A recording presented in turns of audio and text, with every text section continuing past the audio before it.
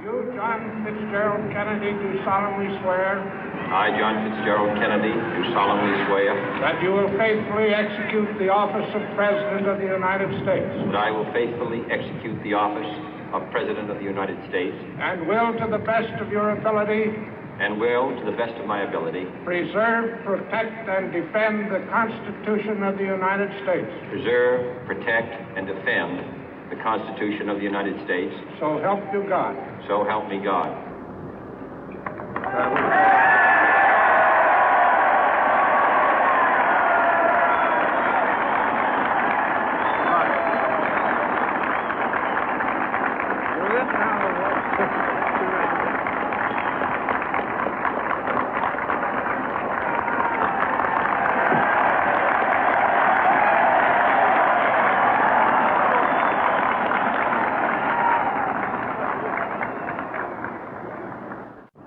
Vice President Johnson, Mr. Speaker, Mr. Chief Justice, President Eisenhower, Vice President Nixon, President Truman, Reverend clergy, fellow citizens.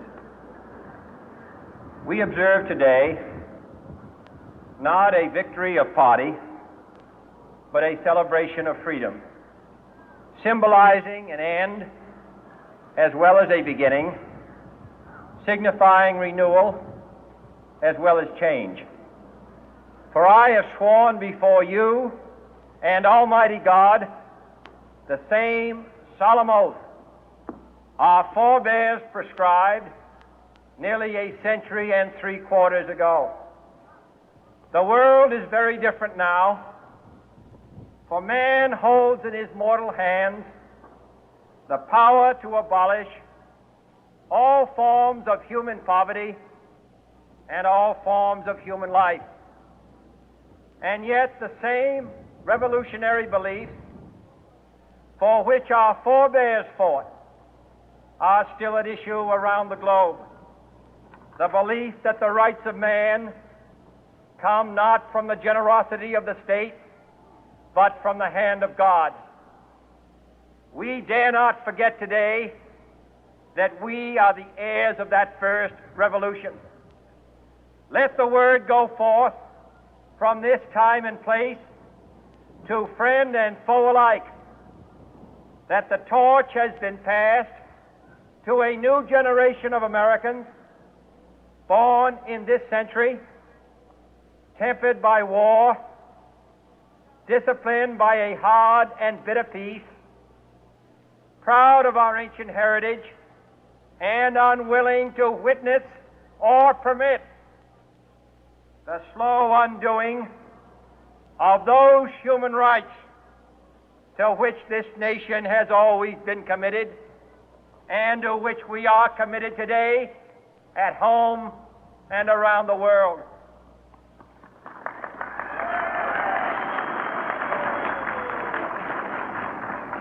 Let every nation know, whether it wishes us well or ill, that we shall pay any price, bear any burden, meet any hardship, support any friend, oppose any foe to assure the survival and the success of liberty.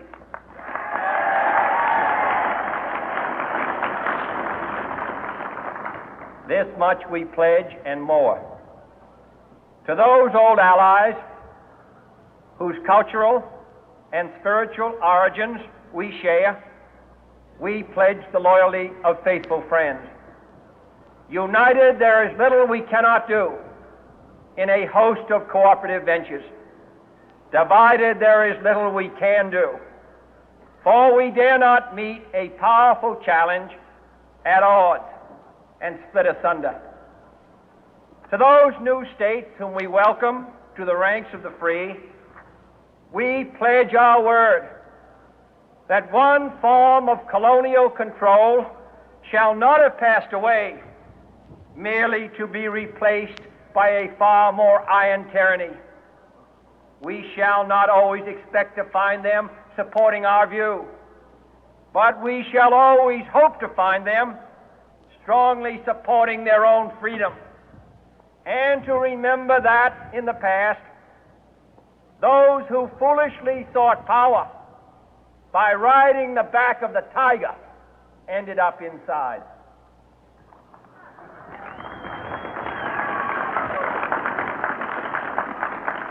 To those people in the huts and villages of half the globe struggling to break the bonds of mass misery, we pledge our best efforts to help them help themselves for whatever period is required, not because the communists may be doing it, not because we seek their votes, but because it is right. If a free society cannot help the many who are poor, it cannot save the few who are rich.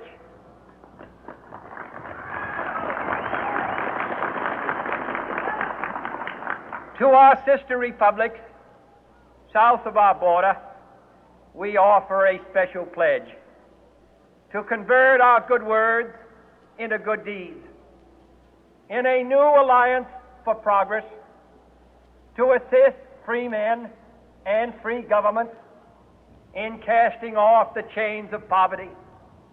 But this peaceful revolution of hope cannot become the prey of hostile powers. Let all our neighbors know that we shall join with them to oppose aggression or subversion anywhere in the Americas. And let every other power know that this hemisphere intends to remain the master of its own house.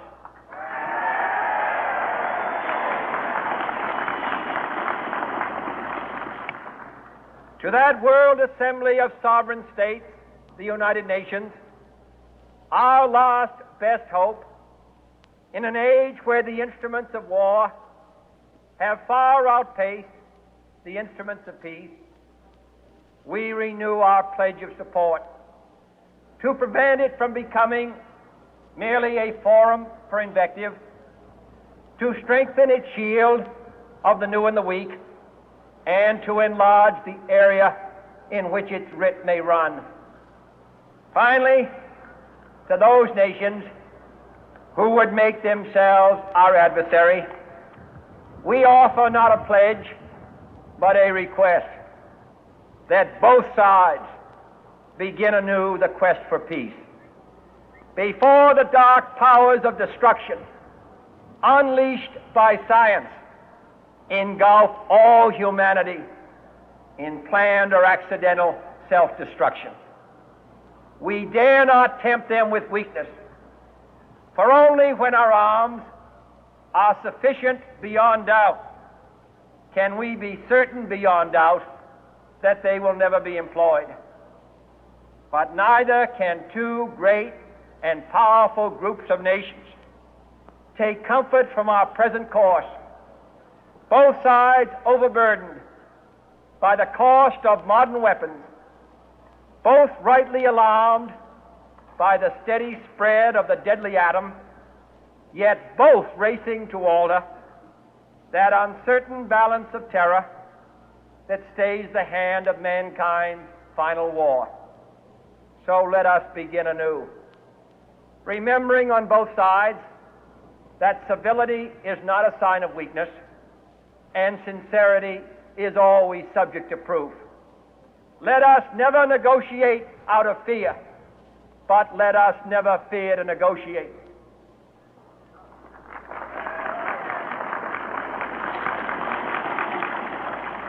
Let both sides explore what problems unite us, instead of belaboring those problems which divide us.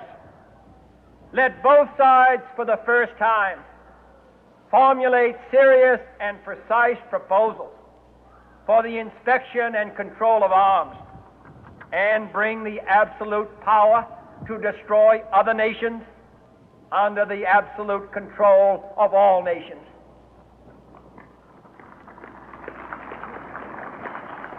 Let both sides seek to invoke the wonders of science instead of its terrors.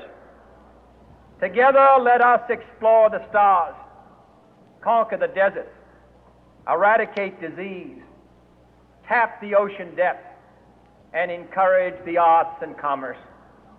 Let both sides unite to heed in all corners of the earth the command of Isaiah to undo the heavy burden and let the oppressed go free.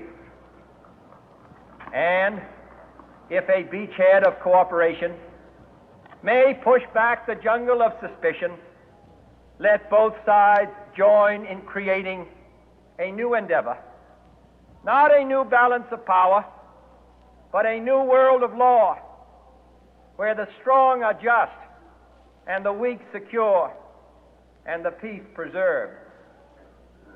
All this will not be finished in the first 100 days, nor will it be finished in the first 1,000 days, nor in the life of this administration, nor even perhaps in our lifetime on this planet. But let us begin.